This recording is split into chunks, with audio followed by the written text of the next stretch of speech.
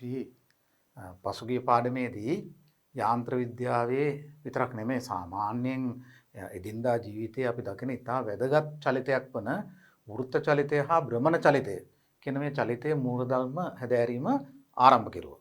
දැන් මේ මූලධර්ම යටතේ අපි මූලික වශයෙන් කරපු දේවල් ආපහු අධ්‍යයනය කරලා ඉන්න ඕනේ මෙතනට එන්න.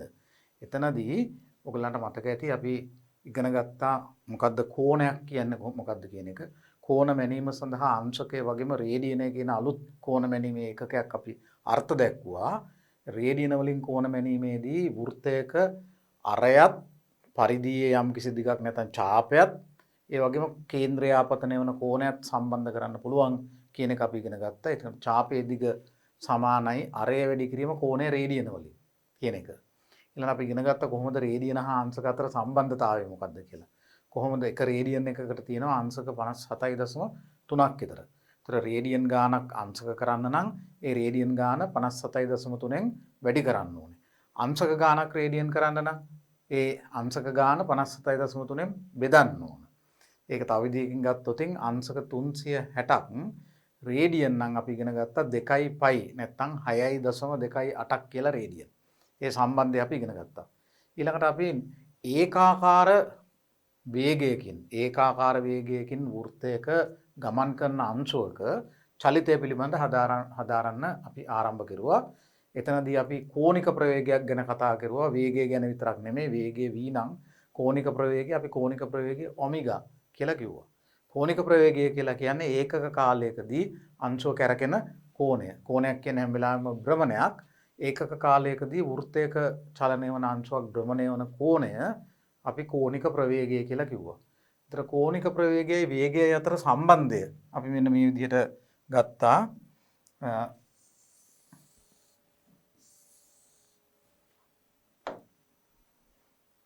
අපි වෘත්තයක චලනය වන අංශුවක් ගත්තොත් මේ වගේ මේකේ අරය r නම් මේ අංශුව නියත වේගයකින් මේ වෘත්තය කැරකෙනවා නම් අපි තුමු තප්පරයකට මේක ගමන් කරන දුර වේගය. ඒ කියන්නේ රේඛීය වේගය තමයි v කියන්නේ.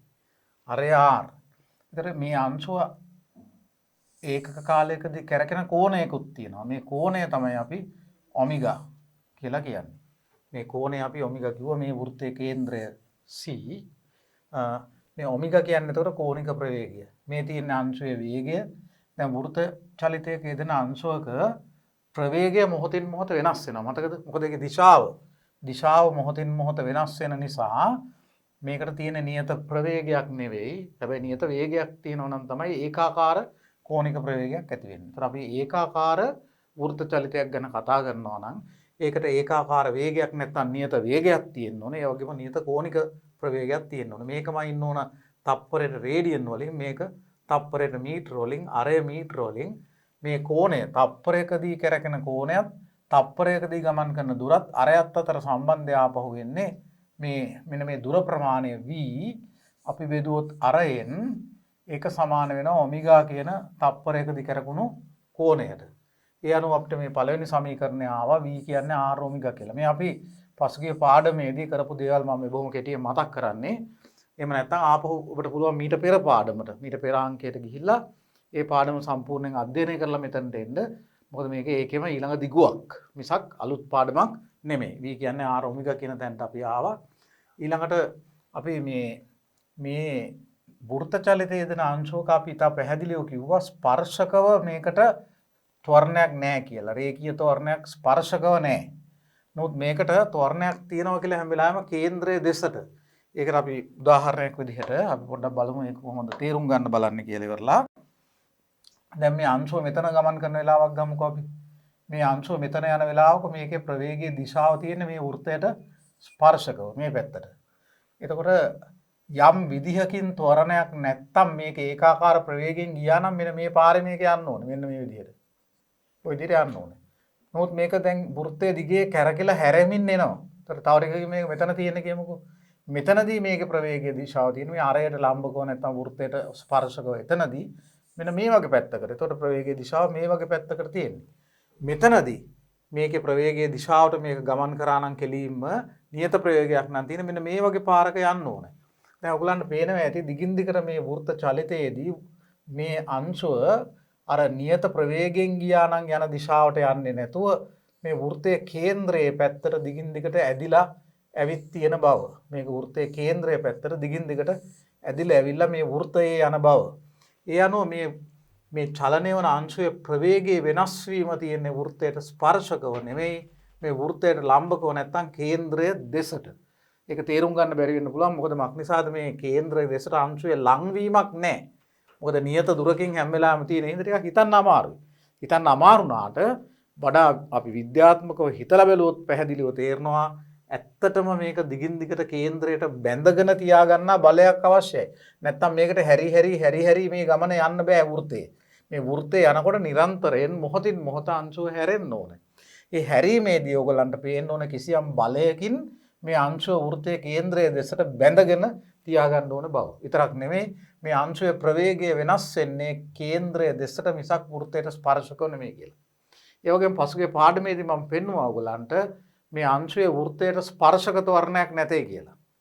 ස්පර්ශක තෝරණයක් නැහැ. ස්පර්ශක තෝරණය බිඳුවයි. සම්පූර්ණ තෝරණය තියෙන්නේ වෘත්තයට ලම්බකව නැත්තම් කේන්ද්‍රයේ දෙසට කියන එක මම යම් තරමකට පැහැදිලි කරලා ඉවරලා ගණිතමය පෙන්නුවා. නමුත් ඒක මම කිව්වා උසස් පෙළ භෞතික විද්‍යාවේ ඒක ඔප්පු කිරීමක් බලාපොරොත්තු වෙන්නේ නැහැ.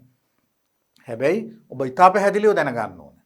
ඉතා පැහැදිලිව දැනගන්න ඕනේ වෘත්තයක චලනය වන අංශුවක වෘත්තයට ස්පර්ශක නෙමෙයි තෝරණය තියෙන්නේ. වෘත්තයට ලම්බකව කියන කේන්ද්‍රය දෙසටයි තෝරණය තියෙන්නේ. ඒතර ඒ තෝරණයට මොකක්ද අපි කියන නම? කේන්ද්‍ර අභිසාරී තෝරණය. නැත්නම් සෙන්ට්‍රිපෙටල් ඇක්සලරේෂන් කියනවා. සෙන්ට්‍රිපෙටල් ඇක්සලරේෂන් කියන මෙන්න මේ කේන්ද්‍රයේ දෙසට තමයි තෝරණය තියෙන්නේ. කේන්ද්‍රයේ දෙසට වෙනි තෝරණයක් පවත්වගෙන යන්න බලයකුත් අවශ්‍යයි. අපි කේන්ද්‍ර අභිසාරී බලයක් ගැනත් පසුගිය පාඩමේදී කතා කරා. ඒ විතරක් නෙමෙයි v නියත වේගයකින් ඔමෙගා නියත කෝණික ප්‍රවේගයකින් ඒකාකාර වෘත්ත චලිතයක යෙදෙන අංශුවක මේ කේන්ද්‍රයේ දෙසට තියෙන ත්වරණය. දැන් මේක කේන්ද්‍රයේ දෙසට ත්වරණය තියෙන්නේ මේ වගේ මේ ත්වරණය එනම් මේ කේන්ද්‍ර අභිසාරී ත්වරණය අපි පැහැදිලි කරුවා. මම ඇත්තටම මේක ඔප්පු කරුවා. ඔප්පු කිරීම අනවශ්‍යයි. r ඔමෙගා වර්ගය කියලා. වේගය r ත්වරණය r ඔමෙගා වර්ගය. කෝණික ප්‍රවේගය ඔමෙගා නම් කේන්ද්‍රයේ දෙසට තියෙන ත්වරණය r ඔමෙගා වර්ගය. මේක අපි ආදේශ කරුවොත් එහෙම මේක ආදේශ කරුවොත් ඔමෙගා කියන්නේ v බෙදීම r කියලා මේක v වර්ගය බෙදීම r කියලාත් ගන්න පුළුවන්. මේ සමීකරණයත් ඉතා වැදගත් වෙනවා.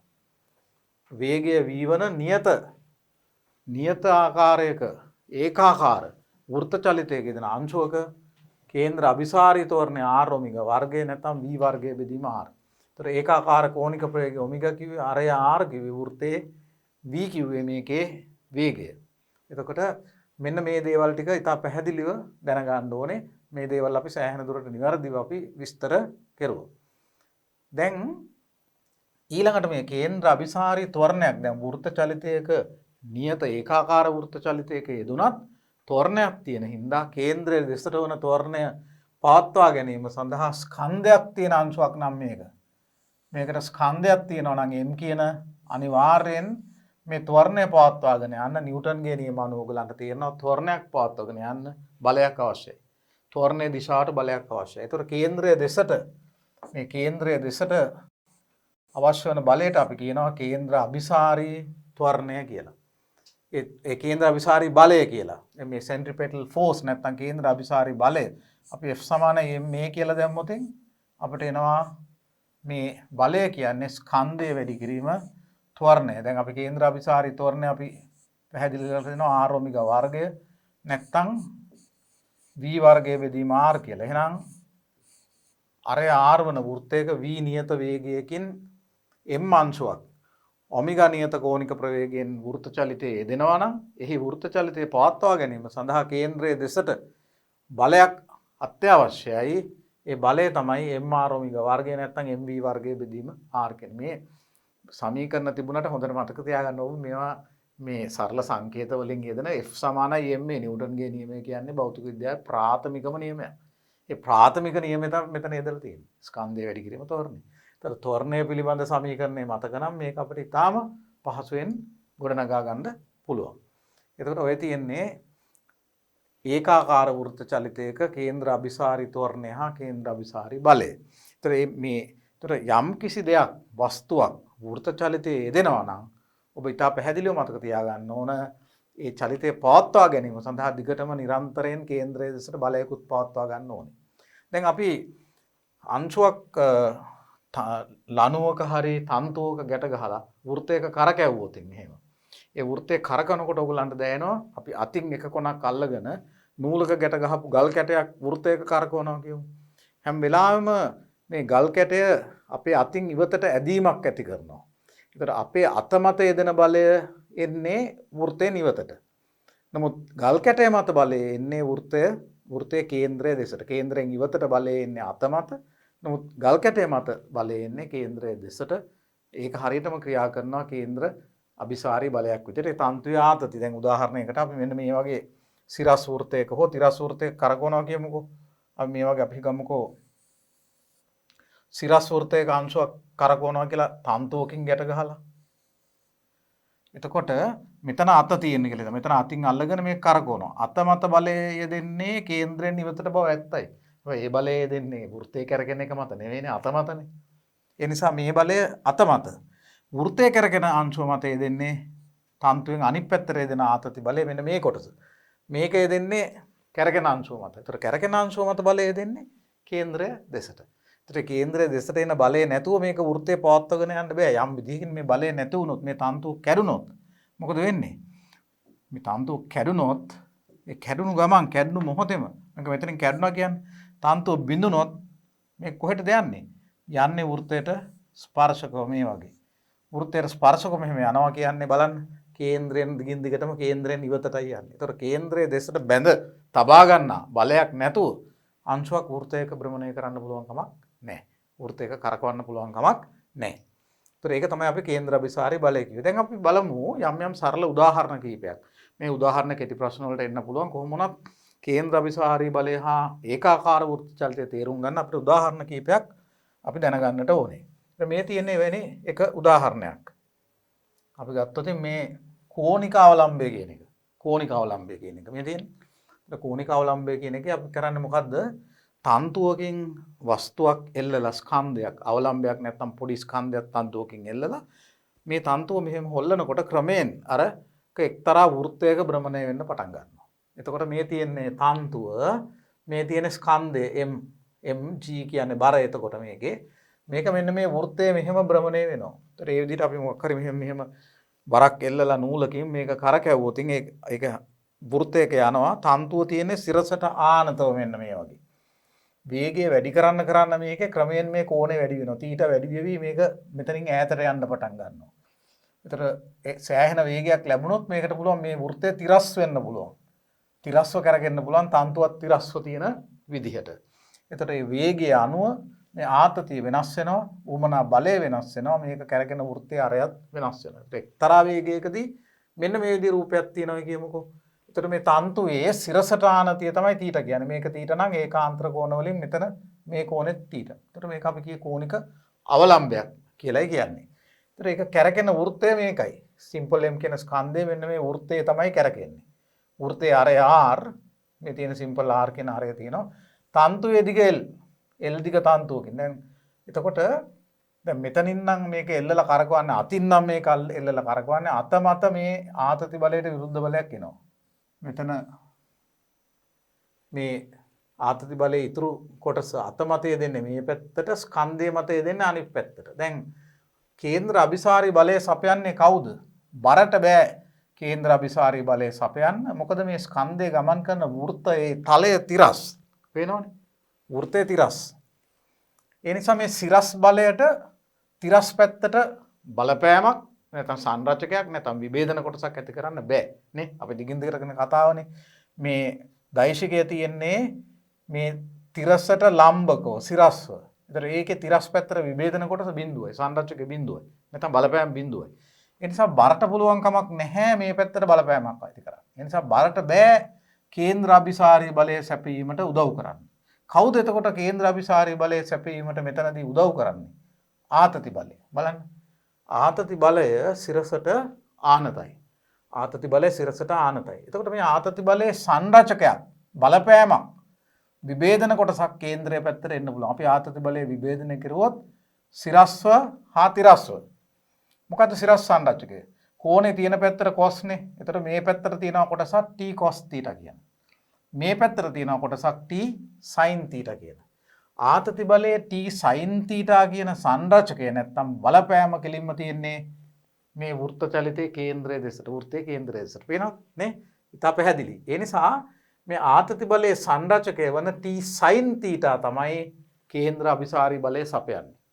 ඒ කේන්ද්‍ර අභිසාරී බලය සෑහෙනවා විය යුතුයි මෙන්න මේ අරය ආර වන වෘත්තයේ මේ භ්‍රමණය පවත්වා ගැනීමට. ඒ තරමට ආතතිය සකස් වුණොත් මේ වෘත්ත චලිතය ප්‍රමාණවත්ව පවත්වාගෙන යන්න පුළුවන්. එතකොට බලන්න L දිග තන්තුවකින් නෙල්ලූ සිම්පල් M ස්කන්ධයක් අරය ආර වන තිරස් වෘත්තයක ඔමෙගා කෝණික ප්‍රවේගයෙන් භ්‍රමණය කිරීමෙන් අන්න කෝණික අවලම්බයක් හැදෙන විදිය සකස් වේ. එතකොට අවලම්බය සඳහා අපි F සමානයි M දැම්මු. දැන් මේක ත්වරණය වෙන අංශුවක්නේ. මේ අතර තියෙනවා ත්වරණයක් කේන්ද්‍රයේ දෙසට. මේ අතර නම් ත්වරණයක් නෑ. සිරස්ව ත්වරණය බිඳුවයි තිරස්ව ත්වරණය වෙන්නේ කේන්ද්‍ර අභිසාරී ත්වරණය. එතකොට අපි F සමානයි M දැම්මොත් අංශුවට සිරස්ව ඉහළට මේ පැත්තට මොකක්ද දෙන්නේ?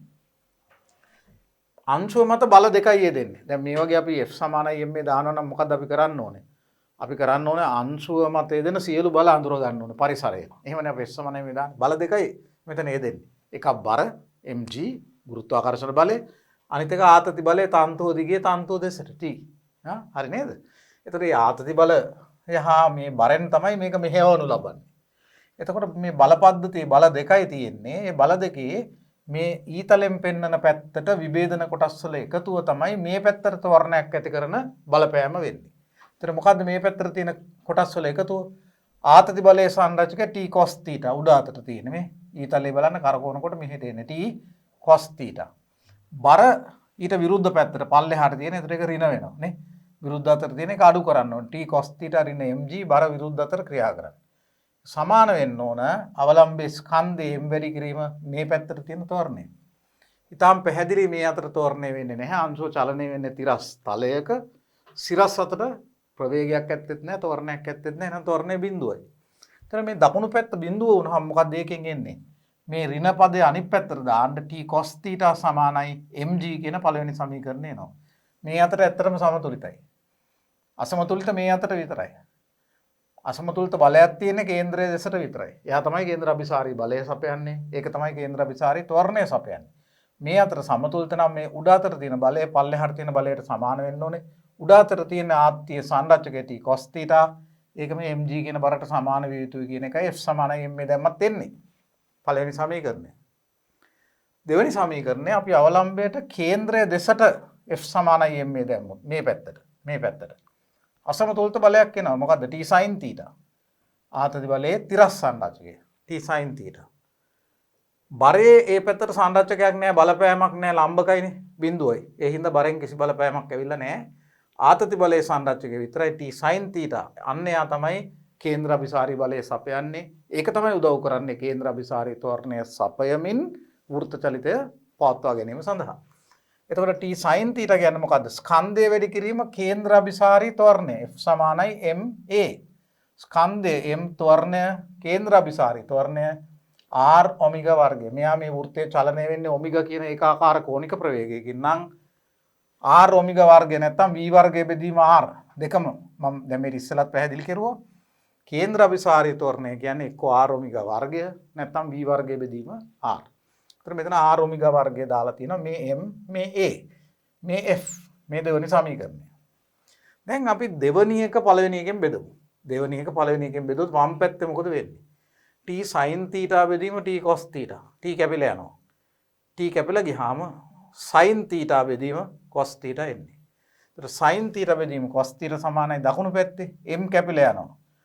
r ඔමෙගා වර්ගය උඩට එනවා. දෙවෙනි එක පළවෙනි එකෙන් බෙදන්නේ r ඔමෙගා වර්ගය බෙදීම g. sin theta බෙදීම cos theta කියන r ඔමෙගා වර්ගය බෙදීම g කියලා එනවා. අපි දන්නවා sin theta බෙදීම cos theta කියන්නේ tan theta කියලා නේ. සරල ත්‍රිකෝණමිතික සම්බන්ධයක් අපි මේ ඔක්කොම යාන්ත්‍ර විද්‍යාව ආරම්භයේ ඉඳලා කීප වතාවක් මේ දේවල් අපි ඉගෙන ගත්තා, පාවිච්චි කරුවා. මම නැවත මේක මතක් කරන්න යන්නේ නැහැ. sin theta බෙදීම cos theta කියන්නේ tan theta. ඒ අනුව r ඔමෙගා වර්ගය බෙදීම g කියන්නේ tan theta කියලා එනවා. එතකොට මෙතනින් අපිට එනවා මෙන්න මේ සම්බන්ධය, මේ කෝණය tan theta කියන්නේ r ඔමෙගා වර්ගය බෙදීම g කියලා ඉවරලා. එතකොට මේ අපිට ලැබෙන සම්මත ගැටලුවක් වෘත්ත චලිතය පිළිබඳ කෝණික අවලම්බ පිළිබඳ ගැටලුව. ඔය තන්තුවේ දිග දෙනවා. හරි අංශුවේ බර ස්කන්ධය දෙනවා අංශුවේ. කෝණික ප්‍රවේගය දෙයි. ඊට පස්සේ අහන්න පුළුවන් මේ කෝණය මොකක්ද කියලා. ඒතර ඒ කෝණය ගන්න තීට අපි ගන්න ඕන r ඔමෙගා වර්ගයේ බෙදීම g කියන සමීකරණයෙන්. දැන් උදාහරණයකින් අපිට කිව්වොත් එහෙම දිග සෙන්ටිමීටර 40ක් වන තන්තුවක ගැට ගැසූ ස්කන්ධයක් අරය සෙන්ටිමීටර 20ක් වන වෘත්තයක තප්පරයට රේඩියන් 0.5ක කෝණික ප්‍රවේගයෙන් භ්‍රමණය කරනවා. ඒ භ්‍රමණය පවත්වාගෙන යනවා නම් අවලම්බේ තන්තුව සිරසත් එක්ක හදන කෝණය කීයද කියලා ඇහුවොත් අන්න. ඒතර වෘත්තයේ අරය දීලා තියෙනවා, ඔමෙගා දීලා තියෙනවා, ගුරුත්ව ත්වරණය 10යි කියලා ගන්න පුළුවන්, tan θ හොයන්න පුළුවන්. දැන් උදාහරණයකට මෙහෙම බලන්නකෝ. අපිට ඒක බොහොම ලේසියෙන් කරන්න පුළුවන්.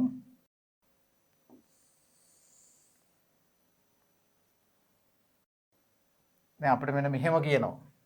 අපිට කියනවා දිග සෙන්ටිමීටර 40ක්. ඇත්තටම ඒක ඕන වෙන්නෙත් නැහැ. ඒකට අපිට කියනවා තන්තුවකින් යම් කිසි ස්කන්ධයක් ගැට ගහලා මේක අරය සෙන්ටිමීටර 20ක් වන වෘත්තයක. ඒතර r 20යි. 20ක් වන වෘත්තයක තප්පරයට රේඩියන 0.5ක නියත කෝණික ප්‍රවේගය. මේක වෙන්නේ තප්පරයට රේඩියන්. තප්පරයට රේඩියන් 0.5ක නියත කෝණික ප්‍රවේගයකින් අපෙන් අහන්නේ අවලම්බය සිරස සමග සාධන කෝණය කීයද කියලායි. අවලම්බයේ සිරස සමග සාධන කෝණය කීයද කියලා අපෙන් අහනවා. තීටා කොහොමද කියන එකයි ප්‍රශ්නේ. එතකොට ඔයගලන්ට පේනවා ඇති අපි මේ අවලම්බයේ දිග L මේ කෝණය තීටා හැම අරගෙන මේ සමීකරණම තමයි ලියන්න වෙන්නේ. ඒතර t කැපිලා යනවා ආතතිය හොයන්න ඕනේ නැහැ. අන්තිමේ අපිට එනවා tan θ අපිට මේ කෝණය හොයන්න ඕන නම් අපිට කෙලින්ම tan θ සඳහා සමීකරණය ගොඩනගලා මේ r ඔමෙගා වර්ගයේ බෙදීම g කියන සමීකරණය ගොඩනගලා දැන් මෙතන r දීලා තියෙනවා 20යි සෙන්ටිමීටර්. ඒක අපි මීටර වලින් දාන්න ඕනේ. 0.2යි SI ක්‍රමයේ එකක දාන්න ඕනේ. ඔමෙගා 0.5යි 0.5 වර්ගය ඔමෙගා වර්ගය 0.5 වර්ගය 5 5 25යි 0.2යි 5යි බෙදීම g 10යි ගුරුත්ව ත්වරණය. එතකොට අපිට මෙතනින් tan θ සඳහා ප්‍රකාශනයක් ගන්න පුළුවන්කම තියෙනවා. පේනවනේ. එතකොට θ පොඩි කෝණයක් ඔතන එන්නේ. tan θ සඳහා ප්‍රකාශනයක් ගන්න පුළුවන්. ඒ කෝණය හොයාගත්තාම මේ අවලම්බය මෙහෙම වෘත්තේ යනවා නම් ඔය කියන විදිහට මේ කෝණය අපිට හොයන්න පුළුවන්. ඒ වගේම තමයි දැන් මේකේ මේ කෝණය දන්නවා නම් මේ අංශයේ ස්කන්ධය දන්නවා නම් අපිට පුළුවන් ආතතිය හොයන්න. t අංශයේ ස්කන්ධය දෙන්න ඕන, අරය දෙන්න ඕන, ඔමෙගා දෙන්න ඕන, කෝණය දුන්නොත් t sin θ කියන්නේ mr ඔමෙගා වර්ගය කියන එක. එහෙම නැත්නම් θ සහ m දුන්නොත් t cos θ කියන්නේ mg නේ. θ අපි මෙතනින් හොයාගත්තා. අපිට මේ එල්ලලා තියෙන අංශයේ ස්කන්ධය දුන්නා නම් මේ තන්තුවේ ආතතිය හොයන්න පුළුවන්. එතකොට අන්න ඒ විදිහට මේ තීට දන්නවා නම් ඊට අමතරව අපිට අරය දීලා තියෙන හින්දා අරය දන්නවා මේ කෝණේ ටැන්ජන්ට් දන්නවා නම් L හොයන්නත් පුළුවනි. මේ අනිත් පාද හොයන්නත් පුළුවනි. අන්න ඒ විදිහට මේ ගැටලුව දිගට දීර්ඝ ගැටලුවක් විදිහට අපිට දෙන්න පුළුවන් ඒ කෝණික අවලම්බය පිළිබඳ ගැටලුව. ඊළඟට බලමු ඒකාකාර කෝණික ත්වරණයකින් වෘත්තයක භ්‍රමණය වන අංශුවක කෝණික චලිතය පිළිබඳ සමීකරණ. දැන් අපි චලිතය කියලා මාතෘකාවක් කෙරුවා. යාන්ත්‍ර විද්‍යාවේ මම දෛශික වලට පස්සේ කළේ චලිතය කියන මාතෘකාව. ඔයගලන්ට මතක ඇති.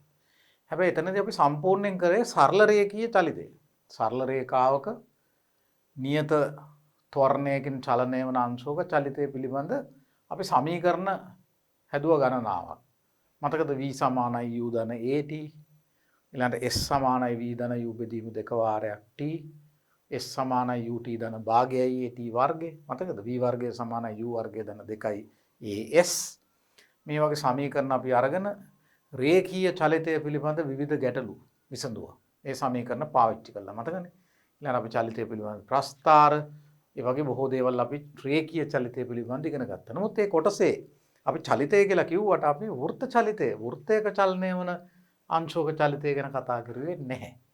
අර රේඛීය චලිතයට සමීකරණ 4-5ක් හදන්න පුළුවන් වගේම වෘත්ත චලිතයටත් ඊට සමරූපීව සමීකරණ හදන්න පුළුවන්. වෘත්ත චලිතය ගැනත් ඒ වගේම අපිට කතා කරන්න පුළුවන්. අපි එතනදී කතා නොකළ වෘත්ත චලිතය තමයි දැන් අපි කතා කරන්න යන්නේ. මම ඒ කාලේ කියන්න ඇති මේ අපි කතා කරන්නේ සරල රේඛාවක චලිතය, වෘත්තයක චලිතය අපි අනාගතය ඉගෙන ගන්නවා. දැන් ඉතින් අනාගතය ඇවිල්ලා. එතකොට දැන් මෙන්න මේ තියෙන බලන්නකෝ. අංශුවක්. හැබැයි මේ සමීකරණ හරියන්නේ දැන් අපි රේඛීය චලිතය පිළිබඳ ගත්ත සමීකරණ හරියන්නේ ඒකාකාර ත්වරණයකටනේ. ඒ වගේම තමයි වෘත්ත චලිතය අපි ගන්න මේ සමීකරණ හරියන්නේ ඒකාකාර කෝණික ත්වරණයකට. ඒකාකාර කෝණික ත්වරණයකට. දැන් අපි කලින් ගත්ත සමීකරණ අපි කිව්වේ මොකද්ද? නියත කෝණික ප්‍රවේගයකින්. නියත කෝණික ප්‍රවේගයකින් යන අංශුවක් ගැන එහෙ කතා කරේ. දැන් අපි කතා කරන්න යන්නේ මේ කෝණික ප්‍රවේගයත් මොහොතින් මොහොත වෙනස් වෙනවා. ඒතර කෝණික ප්‍රවේගය මොහොතින් මොහොත වෙනස් වෙනකොට කෝණික ප්‍රවේගයේ වෙනස් වීමේ ශීඝ්‍රතාවයකුත් තියෙනවා. ඒතර කෝණික ප්‍රවේගයේ වෙනස් වීමේ ශීඝ්‍රතාවය නැත්නම් ඒකක කාලයකදී කෝණික ප්‍රවේගය ඇති වෙන වෙනස තියෙනවානේ නේ. අර වගේම තමයි. ඒකට අපි කියනවා කෝණික ත්වරණය කියලා. මොකද සරල රේඛීය චලිතයක ත්වරණය කියන්නේ? ඒකක කාලයකදී ප්‍රවේගයේ ඇති වෙන වෙනස. නැත්නම් ප්‍රවේගයේ වෙනස් වීමේ ශීඝ්‍රතාවය. එතන අර ප්‍රවේගය කියන එකට කෝණික කියන වචනේ දැම්මනම් හරි. වෘත්ත චලිතයේ දෙන අංශුවක කෝණික ප්‍රවේගය මොහොතින් මොහොත වෙනස් වෙනවා නම් ඒකක කාලයකදී කෝණික ප්‍රවේගයේ ඇති වෙන වෙනස නැත්නම් කෝණික ප්‍රවේගය වෙනස් වීමේ ශීඝ්‍රතාවයට කියනවා කෝණික ත්වරණය කියලා. එතකොට ඒකාකාර කෝණික ත්වරණයකින් වෘත්තයක භ්‍රමණය වන අංශුවක කෝණික චලිතය පිළිබඳ නැත්නම් ඒකේ වෘත්ත චලිතය පිළිබඳ සමීකරණ තමයි අපි දැන් ගන්න යන්නේ. දැන් බලන්න මේ අංශුව කාලය බිඳුව වෙනකොට අපි හිතමු තියෙනවා p1 කියන තැන. කාලය බිඳුව වෙනකොට. t කියන කාලයකදී මේක යනවා p2 කියන තැනට. කාලය t එතකොට. කාලය t වලදී මේක p2 කියන තැන තියෙනවා. p1 කියන තැනදී මේකේ කෝණික ප්‍රවේගය ඔමෙගා 1යි. ඒ මොහොතේ කෝණික ප්‍රවේගය ඔමෙගා 1යි. t2 මේ කාලය බිඳුව වෙනකොට කෝණික ප්‍රවේගය ඔමෙගා 1යි. p2 කියන තැනට යනකොට කාලය t වෙනකොට කෝණික ප්‍රවේගය වෙනස් වෙලා ඔමෙගා 2 දක්වා. කෝණික ප්‍රවේගය මොහොතින් මොහොත වෙනස් වෙනවා. ඉතින් මෙතනට යනකොට කෝණික ප්‍රවේගය වෙනස් වෙලා ඔමෙගා 1 ඉඳන් ඔමෙගා 2ට. හැබැයි ඒකාකාර ශීඝ්‍රතාවයකින් තමයි වෙනස් වෙන්නේ. ඒ කියන්නේ ඒකාකාර කෝණික ත්වරණයක් තමයි තියෙන්නේ. මේ කෝණික ප්‍රවේගය ඔමෙගා 1 ඉඳන් ඔමෙගා 2ට වෙනස් වෙන්නේ. ඒ කාලය තුල t කියන කාලයක් මෙතන කාලය බිඳුවයි මෙතනදී කාලය t. t කියන කාලය තුල මේ අංශුව කැරකිලා තියෙන කෝණය θ. අංශුව කැරකිලා තියෙන කෝණය θ. දැන් මේ රේඛීය චලිතයේ ත්වරණයක් තියෙනවා මේක තියෙන්නේ කෝණික ත්වරණයක්. හරි? ඒක කෝණික ත්වරණය අපි සාමාන්‍යයෙන් ලියන්නේ අල්ෆා අකුරෙන් මේ අල්ෆා. හරිනේ? ඒතකොට දැන් රේඛීය චලිතයේදී අපි ආරම්භක ප්‍රවේගය u කියනවනේ. ඒ වගේ මෙතන ගන්න ඕනේ ආරම්භක කෝණික ප්‍රවේගය. ඒ වෙනුවට තියෙන්නේ ඔමෙගා 1. u වෙනුවට තියෙන්නේ ඔමෙගා 1. අවසාන ප්‍රවේගය අපි v කියනවනේ. අවසාන ප්‍රවේගය v කියනවනේ රේඛීය චලිතේ. මේකේ ඒ වෙනුවට තියෙන්නේ ඔමෙගා 2 අවසාන කෝණික ප්‍රවේගය. අපි දැන් විස්ථාපනයක් ගැන කතා කරනවානේ. රේඛීය චලිතේ ගිය දුර නැත්නම් විස්ථාපනය වෙනුවට මෙතන ගන්න ඕනේ කැරකුණු කෝණය. අතනදී යන්නේ රේඛීය දුරක් මෙතනදී කැරකෙනවා කෝණයක්. ඒතර විස්ථාපනය වෙනුවට කෝණික විස්ථාපනය. මේ කෝණය එන්නේ θ. මේ චලිතේ රේඛීය චලිතේ රේඛීය ත්වරණයක් තියෙනවානේ. මෙතන තියෙන්නේ කෝණික ත්වරණයක්. ඒතර ඒ වගේ තමයි සිම්පල් ඒ කෝණික ත්වරණය රේඛීය ත්වරණයට සමරූපයි. හරි නේද බලන්න. මේ ඒ වෙනුවට තමයි අල්ෆා තියෙන්නේ. කාලය නම් වෙනසක් නැහැ. එතනත් t මෙතනත් t. රේඛීය චලිතෙත් t කෝණික චලිතෙත් t. හරිද? අන්න සමරූපී දේවල් බලන්නකෝ. කාලය tම තමයි දෙකේම. කෝණික ත්වරණය අල්ෆා අර ඒක හරියට රේඛීය ත්වරණය a වගේ. භ්‍රමණය වූ කෝණය තීටා ඒක හරියට රේඛීය චලිතයේ විස්ථාපනය වගේ. විස්ථාපනය වෙනකොට කෝණයක් කරගෙන එකයි වෙන්නේ. කෝණයෙන් එන්න වැඩි වෙනවා. අරක විස්ථාපනයෙන් එන්න වැඩි වෙනවා. මෙතන කෝණයෙන් එන්න වැඩි වෙනවා. එතකොට කෝණය තමයි සමරූපීව තියෙන්නේ. කාලයේ බිඳුව වන විට කෝණික ප්‍රවේගය කියන්නේ ආරම්භක කෝණික ප්‍රවේගය ඔමෙගා 1යි. කාලය t වෙනකොට අවසාන කෝණික ප්‍රවේගය ඔමෙගා 1 ඉඳලා ඔමෙගා 2 දක්වා වෙනස් වෙනවා. හරිද? එතකොට මෙතන ඉඳලා මෙතනට කෝණික ප්‍රවේගය වෙනස් වෙන්නේ ඒකාකාරව නම්. ඒකාකාරව නම්. සාමාන්‍ය කෝණික ප්‍රවේගය විදි දෙකකින් ගන්න පුළුවන්. සාමාන්‍ය කෝණික ප්‍රවේගය ගන්න පුළුවන් මේ තීටා කැරකුණු කෝණය කාලයෙන් බෙදුවොත් වෙනවා ඒකක කාලයකදී කැරකෙන කෝණය. ඒ කියන්නේ සාමාන්‍ය කෝණික ප්‍රවේගය ගන්න පුළුවන් තීටා බෙදීම t කියලා. තීටා බෙදීම t කියලා. මේ තියෙන එක. මේක තව විදිහකින් ගන්න පුළුවන් ආරම්භක කෝණික ප්‍රවේගය ධන අවසාන කෝණික ප්‍රවේගය බෙදීම 2 කියලා. මේකම අපි රේඛීය චලිතෙත් කෙරුවා. මොකද්ද සමරූපී සමීකරණය? අපි කිව්වා සාමාන්‍ය ප්‍රවේගය ගන්න පුළුවන් විස්ථාපනය කාලයෙන් බෙදලා. ඒකම ගන්න පුළුවන් ආරම්භක ප්‍රවේගය අවසාන ප්‍රවේගය එකතු කරලා දෙකෙන් බෙදලා. මෙන්න මේ ඉතා සරල සමීකරණයක්. සාමාන්‍ය ප්‍රවේගය කියන්නේ v ධන u බෙදීම 2. ඒකම s බෙදීම t වලට සමානයි කියන මෙන්න මේකෙන් අපි එක ඉතා වැදගත් සූත්‍රයක් ගත්ත රේඛීය චලිතේ. රේඛීය චලිතේ. මොකක්ද s කියන්නේ v ධන u බෙදීම 2 වාරයක් t කියන මෙන්න මේ සමීකරණය. ඒකම මේ කෝණික චලිතයටත් ඒ විදිහටම ගන්න පුළුවන්. හැබැයි ආරම්භක ප්‍රවේගය u වෙනුවට ආරම්භක කෝණික ප්‍රවේගය ඔමෙගා 1. අවසාන ප්‍රවේගය වෙනුවට රේඛීය චලිතයේ අවසාන කෝණික ප්‍රවේගය ඔමෙගා 2. මේ දෙක එකතු කරලා දෙකෙන් බෙදපුවම අපිට එනවා සාමාන්‍ය කෝණික ප්‍රවේගය. මේ චලිතේ මෙතන ඉඳලා මෙතනට යන ගමන. මෙන්න මේ භ්‍රමණය සඳහා සාමාන්‍ය කෝණික ප්‍රවේගය ඔමෙගා 1 ධන ඔමෙගා 2 බෙදීම 2. ඒක කාලයෙන් වැඩි කරොත් කැරකුණු කෝණය සාමාන්‍ය ප්‍රවේගය කාලයෙන් වැඩි කරපුවම සාමාන්‍ය කෝණික ප්‍රවේගය කාලයෙන් වැඩි කරාම වෙන කැරකුණු කෝණය. සාමාන්‍ය රේඛීය ප්‍රවේගය කාලයෙන් වැඩි කරොත් එන්නේ ගිය විස්ථාපනය. විස්ථාපනය වෙනකොට කෝණික විස්ථාපනය. අර සමීකරණයමයි. ඔයගලන්ට යම් විදියකින් මේ සමීකරණ මෙහෙම කටපාඩම් කරන්න ඕනේ අර රේඛීය චලිත සමීකරණයේ අර සමරූපී රාශිය මතක තියාගෙන මොලේ තියෙනවා නම් ආදේශ කරපු ගමන් අලුත් සමීකරණ ගන්න පුළුවන් නේද? මේකේ s වෙනුවට තීට දාන්න ඕනේ. විස්ථාපන වෙනුවට එන්නේ කෝණය. ආරම්භක ප්‍රවේගය u වෙනුවට එන්නේ ආරම්භක කෝණික ප්‍රවේගය ඔමෙගා 1. අවසාන ප්‍රවේගය v වෙනුවට එන්නේ අවසාන කෝණික ප්‍රවේගය ඔමෙගා 2. ඉතින් මේ දෙක දෙකෙන් බෙදලා කාලයෙන් වැඩි කරපුවම වෙනවා. මෙතන විස්ථාපන වෙනවා වගේ මෙතන කැරකුණු කෝණය එනවා. ඒක තමයි පළවෙනි සමීකරණය. ඒ වගේම මේ දෙවෙනි සමීකරණය කොහොමද එන්නේ? බලමු මේක එන විදිය.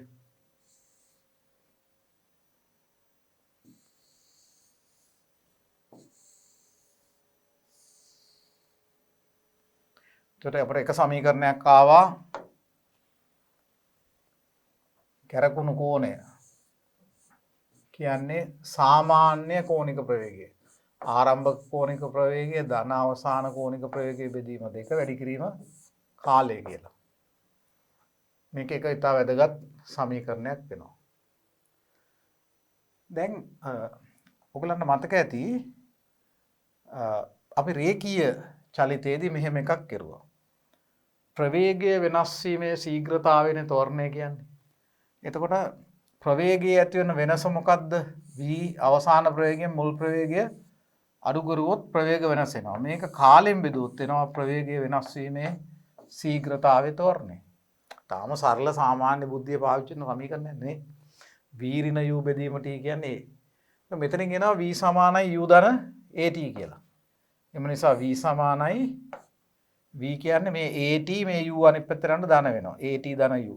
v සමානයි u ධන at කියන සමීකරණය. මේකත් අපි රේඛීය චලිතයේ සරල වැදගත් සමීකරණයක් විදිහට ගත්ත එකක්. ඒකම අපිට භ්‍රමණ චලිතයට කොහොමද දාන්නේ? t කියන කාලයේදී කෝණික ප්‍රවේගය වෙනස් වෙලා තියෙනවා ඔමෙගා 1 ඉඳලා ඔමෙගා 2 දක්වා. එතකොට ඔමෙගා 2 ඍණ ඔමෙගා 1 තමයි කෝණික ප්‍රවේගයේ ඇති වූ වෙනස t කියන කාලයකදී. අවසාන කෝණික ප්‍රවේගයෙන් මුල් කෝණික ප්‍රවේගය අඩු කරන්න. ඒක තමයි කෝණික ප්‍රවේගයේ ඇති වූ වෙනස. මේ වෙනස කොච්චර කාලයකදීද ඇති වුනේ? t කියන කාලයකදී.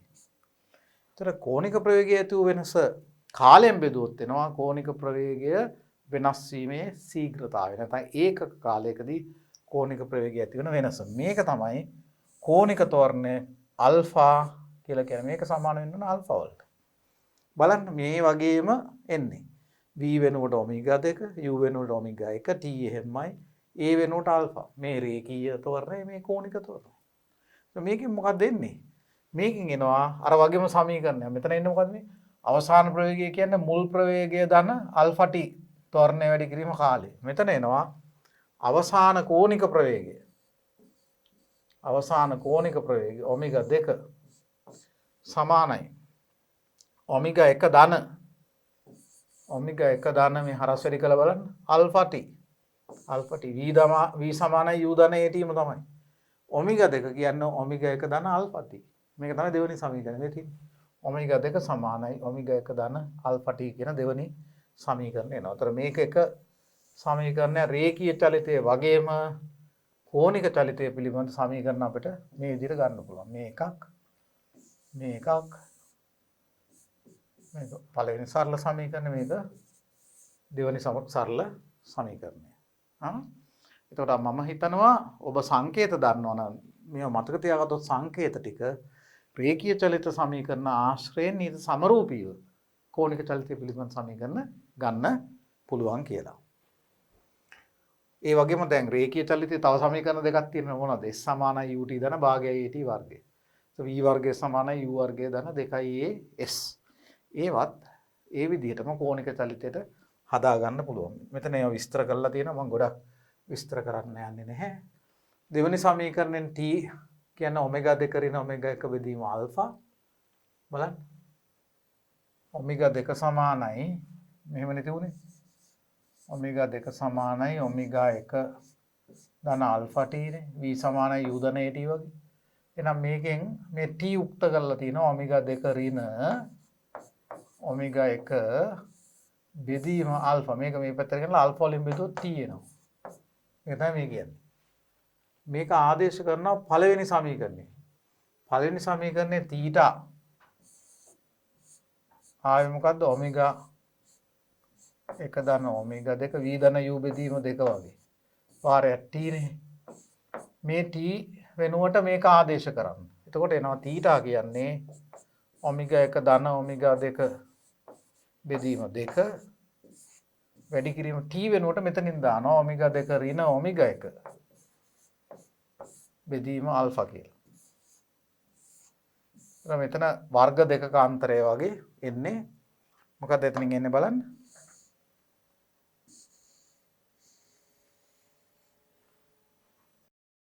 මෙතනින් එන එම නිසා තීටා සමානයි කියලා. මෙතන ඔමෙගා 2 ඍණ ඔමෙගා 1 වැඩි කිරීම ඔමෙගා 2 ධන ඔමෙගා 1 වර්ග දෙකක අන්තරය වගේ ඔමෙගා 2 වර්ගය ඍණ ඔමෙගා 1 වර්ගය බෙදීම 2යි ආල්ෆා. එතකොට මෙතනින් අපි මේක මේ පැත්තට ගෙනල්ලා 2යි ආල්ෆා තීටා ඔමෙගා 1 වර්ගය අනිත් පැත්තට ගෙනාවොත් ධන ඔමෙගා 1 වර්ගය සමානයි ඔමෙගා 2 වර්ගය.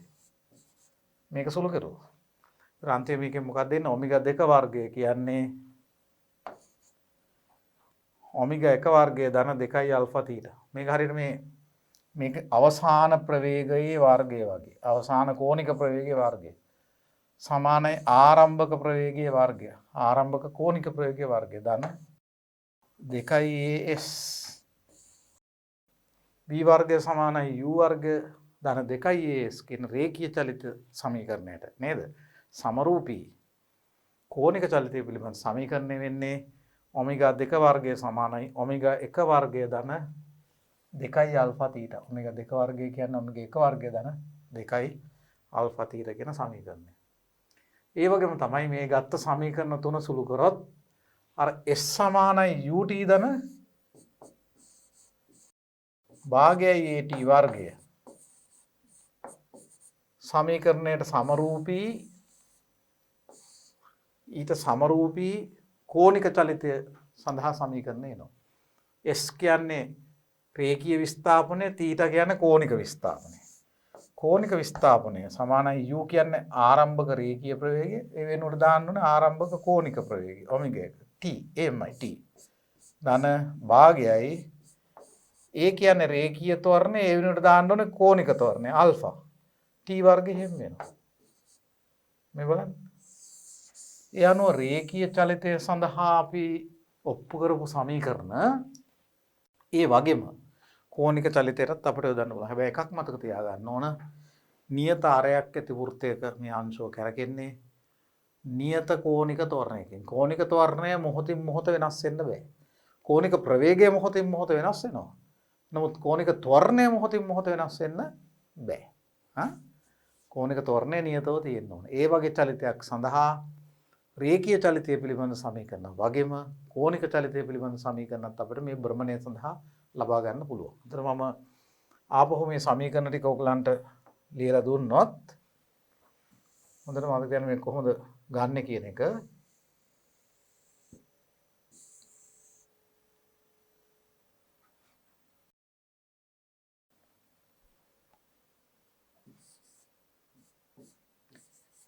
v සමානයි u ධන at වෙනුවට අපිට එනවා ඔමෙගා 2 සමානයි ඔමෙගා 1 ධන ආල්ෆා t කියලා.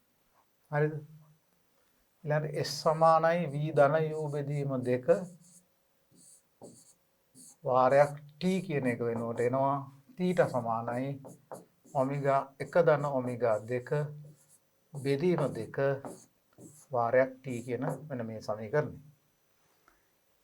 ඊළඟට s සමානයි ut ධන භාගයයි at වර්ගය සමීකරණය වෙනවා. s වෙනුවට θ දාන්න ඕනේ. θ සමානයි ඔමෙගා 1 t ධන භාගයයි ආල්ෆා t වර්ගය කියලා.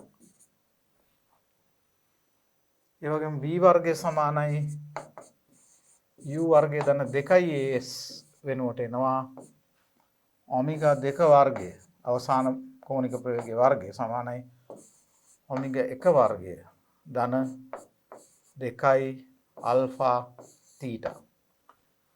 මෙන්න මේ සමීකරණ හතර ඊට සමරූපීව මේ සමීකරණ හතර බවට පරිවර්තනය කරගන්න අපට පුළුවන් වෙන්න ඕන. හරිද? ඒතර එහෙම වුණාම ඉතා පහසුවෙන් මේ සමීකරණ අවශ්‍ය විටක අපට ගොඩනගා ගන්න පුළුවන්.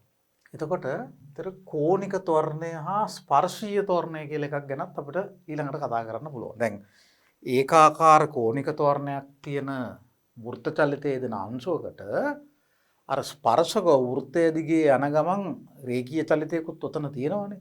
යම් මොහොතක වෘත්ත චලිතයේ දෙන අංශුවේ යම් මොහොතක අපි ගත්තොත් දැන් අපි මේ බලන්නකෝ.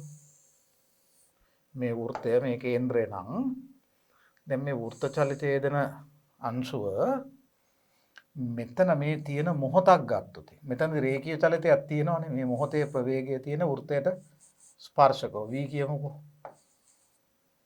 මේක r මේ කේන්ද්‍රය c.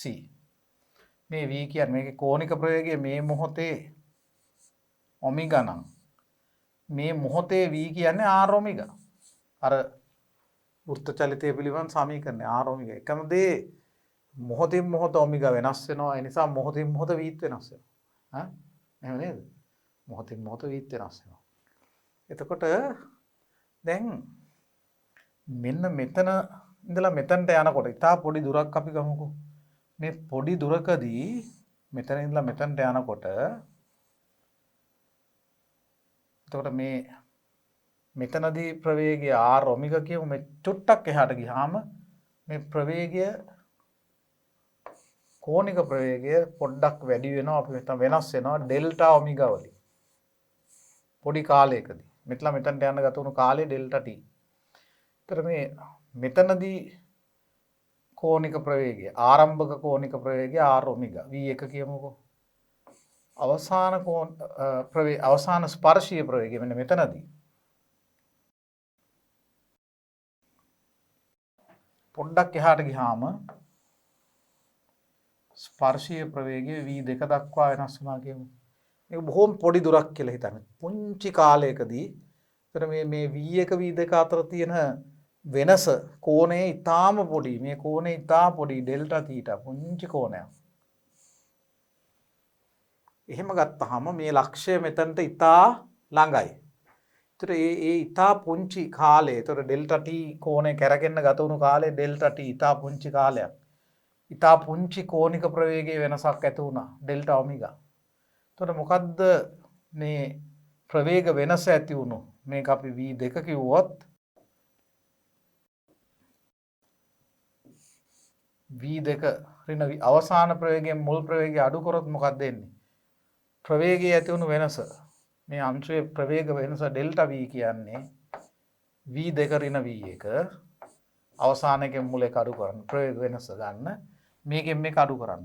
මේක r ඔමෙගා මේක r ඔමෙගා දන r ඩෙල්ටා ඔමෙගා. ඒතර r ඔමෙගා කැපිලා ගියාම මේකෙන් මේක අඩු කරනකොට එනවා r ඩෙල්ටා ඔමෙගා කියලා. ඔන්න ඩෙල්ටා v. ඒතර මේ රේඛීයව මේ මොහොතේ ත්වරණය මේ මොහොතේ කියන්නේ ඩෙල්ටා t ඊටාම පුංචි. මේ ඩෙල්ටා t ඊටාම බිඳුවට ආසන්නයි. ඩෙල්ටා t ඊටා කුඩා වෙනකොට මේ මොහොතේ රේඛීය ත්වරණය නැත්නම් ස්පර්ශීය ත්වරණය අපිට ගන්න පුළුවන්. ස්පර්ශීය ත්වරණය a එම මොහොතේ වෙන්නේ ඩෙල්ටා v බෙදීම ඩෙල්ටා t. ඒක සමාන වෙනවා මේක ඩෙල්ටා t වලින් බෙදන්න ඕන. r ඩෙල්ටා ඔමෙගා බෙදීම ඩෙල්ටා t. මෙතන r නියතයක්. වෘත්තයේ අරය වෙනස් වෙන්නේ නැහැ. ඩෙල්ටා ඔමෙගා කියන්නේ කෝණික ප්‍රවේගය ඇති වුණු වෙනස මේ ඉතා පුංචි කාලෙදී. ඒතර කෝණික ප්‍රවේගයේ වෙනස ඒ වෙනස ඇතිවීම සඳහා ගත වූ කාලයෙන් බෙදුවාම එන්නේ මොකද්ද? කොච්චර පුංචි වුණත් ප්‍රවේග වෙනස කාලයෙන් බෙදුවාම එන්නේ ප්‍රවේගයේ වෙනස් වීමේ ශීඝ්‍රතාවය. ඒතර කෝණික ප්‍රවේගයේ වෙනස් වීමේ ශීඝ්‍රතාවය මේ තියෙන්නේ මේක කෝණික ත්වරණය වෙනවා. මේක කෝණික ත්වරණය වෙනවා. එහෙනම් රේඛීය නැත්නම් ස්පර්ශීය ත්වරණය සමාන වෙනවා අරය වැඩි කිරීම කෝණික ත්වරණයට. කෝණික ප්‍රවේගය කියන්නේ අරය වැඩි කිරීම කෝණික ප්‍රවේගය. ස්පර්ශීය ප්‍රවේගය. ස්පර්ශීය ප්‍රවේගය v කියන්නේ ස්පර්ශීය ප්‍රවේගය v කියන්නේ අරය වැඩි කිරීම කෝණික ප්‍රවේගය. ස්පර්ශීය ත්වරණය යම් මොහොතක a කියන්නේ අරය වැඩි කිරීම කෝණික ත්වරණය. අන්න. එතකොට වෘත්තචලයේ තියෙන අංශුවක ස්පර්ශීය ප්‍රවේගය හා කෝණික ප්‍රවේගයද මොහොතෙන් මොහොත වෙනස් විය හැකිය. එවැනි චලිතයකට කෝණික ත්වරණයක් හා ස්පර්ශීය ත්වරණයක් යනුවෙන් ත්වරණ දෙකක් තියෙනවා. හැබැයි ඒවා මොහොතින් මොහොත වෙනස් වෙනවා. එක මොහොතක මේ දේවල් ගැන අපිට කතා කරන්න පුළුවන්. බලමු ඊළඟ මේ විදිහට තියෙනවා. වෘත්තයක චලනය වන අංශුවක කෝණික ප්‍රවේගයේ වෙනස් වීමේ ශීඝ්‍රතාවය. එනම් ඒකක කාලයකදී කෝණික ප්‍රවේගය ඇති වෙන වෙනස එහි කෝණික ත්වරණය ආල්ෆා නම් වේ. ඒක අපි දැන් කලින් කිව්වනේ. මින් ඉදිරියට ඒකාකාර කෝණික ත්වරණ සලකා බලනු ලැබේ. මේ කලින් ගත්ත සමීකරණම තමයි තියෙන්නේ. කාලයේ t සමානයි බිඳුව වන මොහොතකදී අංශයේ කෝණික ප්‍රවේගය ඔමෙගා 1ද කාලයේ t සමානයි t වන විට අංශයේ කෝණික ප්‍රවේගය ඔමෙගා 2ද නම් t කාලයේදී ඇති වූ කෝණික ප්‍රවේග වෙනස ඔමෙගා 2 ඍණ ඔමෙගා 1 මේ වෙනස කාලෙන් බෙදපුවම එනවා කෝණික ප්‍රවේගය වෙනස් වීමේ ශීඝ්‍රතාවය ආල්ෆා. මේක අපි කලින් කරා මමම ලියලා හැදුවා. මේ ටික දැන් මුද්‍රිතව ඔයගලන්ට තියෙනවා. පේනවනේ. එතකොට ඒකම තමයි මේ තියෙන්නේ. අන්න එතන ස්පර්ශීය ත්වරණය ගැන මම ඉස්සෙල්ලා කියපු එක ඒකට අයිති රූපෙ මෙතන තියෙනවා. කාලය t සමානයි බිඳුව වෙනකොට අංශුව a වල තියෙනවා. එතනදී ස්පර්ශීය වේගය v1යි. ස්පර්ශීය වේගය v1යි ප්‍රවේගයේ දිශාව මේ අතර තියෙනවා. මේක b වලට යනවා t කියන කාලයකදී එතනදී ස්පර්ශීය ප්‍රවේගය v2යි. මෙතනදී කෝණික ප්‍රවේගය ඔමෙගා 1 මෙතනදී ඔමෙගා 2. හරිනේ? එතකොට මේ v1 කියන්නේ r ඔමෙගා 1 කාලේ බිඳුව වෙනකොට. v කියන්නේ r ඔමෙගා නේ. ඒතර v1 කියන්නේ r ඔමෙගා 1. මෙතනදී කෝණික ප්‍රවේගය ඔමෙගා 1 නම් v1 කියන්නේ r ඔමෙගා 1. හරිනේ? b වලට ගියාම ප්‍රවේගය ස්පර්ශීය ප්‍රවේගය v2 වෙනවා. මේක එතකොට r ඔමෙගා 2 වෙනවා. v2 කියන්නේ r ඔමෙගා 2. ස්පර්ශීය ප්‍රවේගයේ වෙනස වෙන්නේ මේ a b වලට හුඟක් ළඟ නම් තමයි මේක හරියන්නේ. ස්පර්ශීය ප්‍රවේගයේ වෙනස A B වලට ඉතා ළඟ නම් A වල ප්‍රවේගයේ දිශාවමයි B වල ප්‍රවේගයේ දිශාව කියලා ගන්න පුළුවන්. එහෙනම් මේ කෝණේ හුඟා පුංචි කියලා හිතන්න ඕනේ. ඊට ආසන්නයි බිඳුව නම් තමයි මේක හරියටම හරියන්නේ. අන්න. එතකොට ඒ t කියන පුංචි කාලයක් වෙන්න ඕනේ. කාලයේදී ඇති වුණු ස්පර්ශීය ප්‍රවේගයේ වෙනස වෙන්නේ v2 ඍණ v1. v2 ඍණ v1. ඒතර ස්පර්ශීය ප්‍රවේගය ඇති වෙන වෙනස මම ඩෙල්ටා v කිව්වොත් ඒක v2 අවසානයේ මුලක අඩු කරන්න r එළියට ගත්තොත් ඔමෙගා 2 ඍණ ඔමෙගා 1. මේක තමයි මම ඩෙල්ටා ඔමෙගා කියලා ඉස්සෙල්ලා ගත්තේ. r delta omega. ඔන්න ප්‍රවේගය ඇති වුණු වෙනස. මේක කාලයෙන් බෙදන්න. මේක කාලයෙන් බෙදුවොත් වෙනවා ස්පර්ශීය ත්වරණය ගන්න නේද?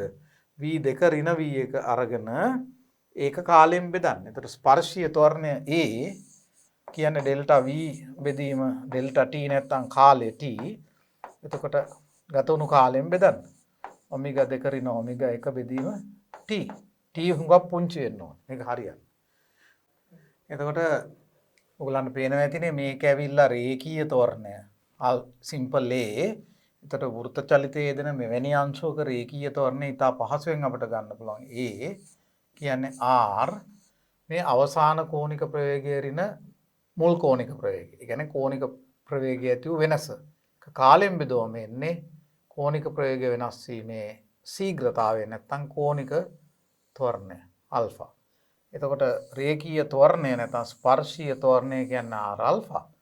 ස්පර්ශීය ප්‍රවේගය කියන්නේ යම් මොහොතක r ඔමෙගා. මෙන්න මේ සමීකරණ දෙක තමයි ඊටාම් වැදගත් වෙන්නේ මෙවැනි චලිතයක් සඳහා. A කියන්නේ r ආල්ෆා, රේඛීය ත්වරණය කියන්නේ r ආල්ෆා නැත්නම් r වැඩි කිරීම කෝණික ත්වරණය.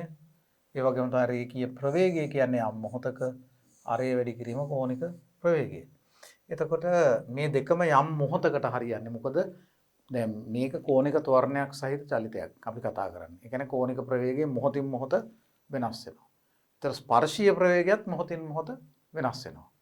ඒතර ස්පර්ශීය ත්වරණයත් ඒ අනුව අපි බැලුවාම එන්නේ අරය වැඩි කිරීම මෙන්න මේ අරය වැඩි කිරීම කෝණික ත්වරණය. ඒතර ස්පර්ශීය ත්වරණයේ විශාලත්වය නියතව තියෙනවා.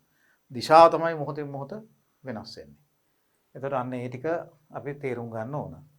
එතකොට දැන් මෙතන තියෙන්නේ ඒකාකාර කෝණික ත්වරණයක් ඇති වෘත්ත චලිතය හා ඒකාකාර රේඛීය ත්වරණයක් ඇති සරල රේඛාවක චලිතය පිළිබඳ සමීකරණ සංසන්දනය කිරීමක්. මම කලිනුත් මේ සංසන්දනය කරුවා. මෙතන ඔයගලන්ට මුද්‍රිතවම මේ සංසන්දනය තියෙනවා. බලන්නකෝ එය අකුරුත් එක්ක මේක පටලවා ගන්න නැතුව හරියට මතක තියාගත්තොත් බොහොම ලේසියෙන් මේ සමීකරණ අරගෙන ඔයගලන්ට මේ පිළිබඳ ගැටලු හදන්න පුළුවන්. බලන්න. වෘත්ත චලිතයක කෝණය තමයි සරල රේඛීය චලිතයක විස්ථාපනය වගේ ඉන්නේ. සරල රේඛාවක යන එක විස්ථාපනයක් ඇති කරන්නේ. මෙයා ඇති කරන්නේ කෝණික විස්ථාපනයක්. ඒ කියන්නේ කෝණයක්, කරකෙන්නේ කෝණයක්. අර යන්නේ දුරක්. විස්ථාපනය. ඒතර කෝණික ත්වරණය ආල්ෆා වෙනකොට රේඛීය ත්වරණය A. හරිනේ. කාලය තමයි දෙකෙන් ඉතින් වෙන සංකේතයක් නැහැ. කාලය එකම තමයි TT. ආරම්භක කෝණික ප්‍රවේගය ඔමෙගා 1 කියන්නේ ආරම්භක රේඛීය ප්‍රවේගය u වගේ. u වෙනුවට ඔමෙගා 1. අවසාන ප්‍රවේගය වෙනුවට අවසාන කෝණික ප්‍රවේගය. v කියන්නේ ඔමෙගා 2. දැන් බලන්නකෝ මේ රේඛීය චලිතයේ s සමානයි v ධන u බෙදීම 2 වාරයක් t. ඒ වෙනුවට මේ කියන්නේ මොකක්ද? ආදේශක s වෙනුවට θ. හරි? θ කියන්නේ u වෙනුවට ඔමෙගා 1 v වෙනුවට ඔමෙගා 2 බෙදීම 2 වාරයක් t. එතකොට v සමානයි u ධන at කියන එක එනවා ඔමෙගා 2 කියන්නේ ඔමෙගා 1 ධන ආල්ෆා t. ඊළඟට v වර්ගය සමානයි u වර්ගය ධන 2 as වෙනුවට ඔමෙගා 2 වර්ගය කියන්නේ ඔමෙගා 1 වර්ගය ධන 2 ආල්ෆා θ නේ. ඒ වගේම තමයි s සමානයි ut ධන භාගයයි at වර්ගය වෙනුවට θ කියන්නේ ඔමෙගා 1 t ධන භාගයයි ආල්ෆා t වර්ගය. එතකොට බලන්න හරියටම මේ සමීකරණවල මේ සංකේත වෙනුවට මේ අදාළ සංකේත මාරු කරපුවම මේ සමීකරණ එනවා. ඔබ දන්නවා නම් මේ සමීකරණ පද්ධතිය මේ සමීකරණ ඉතා පහසුවෙන් ගොඩනගා ගන්න පුළුවන්, මතක තියාගන්න පුළුවන් කියන එකයි මේ කියන්නේ. දැන් අපි මේ වෘත්තයක චලනය වන අංශක පිළිබඳ මූලික කරුණු කතා කරුවා. ඒතර අපි එතනින් එහාට තව යන්න තියෙනවා. වෘත්ත චලිතය හා භ්‍රමණ චලිතය තව දේවල් තියෙනවා. එතකොට අපි ඊට ඉස්සෙල්ලා මේ කොටස පළවෙනි සරල කොටසක්. මේකට අදාළ අපි ගැටලු ටිකක් හදලා මේක පුරුදු වෙමු. එතකොට තමයි අපිට හුඟක්ම ලේසි වෙන්නේ ඒ එතනින් එහාට තියෙන කොටසට යන්න. අපිට තියෙනවා භ්‍රමණ චලිතය. දැන් අපි ගත්තොත් එහෙම සරල රේඛීය චලිතය සඳහා යම් වස්තුවක අපි කතා කරන සමහර කරුණු ඊට සමරූපීව වෘත්ත චලිතය සඳහාත් අපිට ගන්න වෙනවා. උදාහරණයකට රේඛීය ගම්‍යතාවය වෙනුවට කෝණික ගම්‍යතාවයක් අපිට ගන්න වෙනවා. රේඛීය ගම්‍යතා සංස්ථිති මූලධර්මය වගේ කෝණික ගම්‍යතා සංස්ථිති මූලධර්මයකුත් තියෙනවා. ඒ වගේ ඒ භ්‍රමණය වන වස්තුන් පිළිබඳව ඊළඟට අපි ක්‍රමයෙන් කතා කරන්න ගන්න ඕනේ. හැබැයි ඊට ඉස්සෙල්ලා මම හිතන්නේ අපි මේ කොටස ප්‍රගුණ කර ගැනීම සඳහා මේ දක්වා කරපු කොටසේ ඒ සමීකරණ වලින් යෙදෙන ගැටලු ගණනාවක් හදලා අපිට පුළුවන් ඉස්සෙල්ලා මේක ප්‍රගුණ කරගන්න. සාමාන්‍යයෙන් මේ කොටසේ විශේෂයෙන් කේන්ද්‍ර අபிසාරී ත්වරණය කේන්ද්‍ර අபிසාරී බලය ආශ්‍රිත නොයෙක් ගණන් ලැබෙනවා. උදාහරණයක් විදිහට වංගුවක් ගන්නා රථයක හැසිරීම පිළිබඳව අපෙන් ප්‍රශ්න අහනවා. වංගුවක් වෙලාවට ගුවන් යානයක් අපි කියනවා මේ ඒරෝප්ලේන් එකක් බෑන්ක් කරනවා කියලා. Banking of an aeroplane. Bank කරනවා කියන්නේ ඒක හරවනකොට ඔබ දන්න අත්තට මෙහෙම ඇල වෙනවා. ඇල වෙලා තමයි මෙහෙම හැරෙන්නේ. එතකොට එතන වංගුව ගන්නේ ගුවන් යානය අහසේනේ. ඒකත් වෘත්තයක කොටසකන යන්නේ. එතකොට කේන්ද්‍ර අபிසාරී බලයක් ඕනේ. කොහෙන්ද ඒ බලය එන්නේ? අන්න ඒ වගේ දේවල්. ඒවා ආශ්‍රිත ගණන්. අන්න ඒ වගේ එදිනදා ජීවිතයේ ප්‍රායෝගිකව අපිට ඉතා වැදගත් වන වෘත්ත චලිත තියෙනවා. ඒවයේදී මේ කේන්ද්‍ර අபிසාරී බලය හා තෝරණයේ ආශ්‍රිත ගැටලු. කෝණික අවලම්බයක් එකක් සරල උදාහරණයක් විදිහට කෙරුවා. ඒ වගේ ඇතුළත් ගැටලු අපි හදලා මේ කොටස ඒ විදිහට කරලා ඊළඟට අපි යමු කෝණික ගම්‍යතාවය හා භ්‍රමණය වන විශාල වස්තුන්. දැන් මේවා අපි භ්‍රමණය වන අංශු ගත්තේ මේ හුඟක් වෙලාවට. එහෙම නැත්නම් අපි මේවා හදන ගණන් වල හදන වස්තුත් අංශුවක් විදිහට අරගෙන තමයි ගාන හදන්නේ. නමුත් එහෙම නැතුව විශාල වස්තුන්ගේ භ්‍රමණ ගැන කතා කරන එක තමයි ඊළඟ පාඩම වෙන්නේ. ඒතකොට අපි ඉස්සෙල්ලා මේ කොටසේ ගැටලු ටිකක් ඊළඟ පාඩමේදී හදලා අපි මේක හොඳට ප්‍රගුණ කරගෙන ඉමු.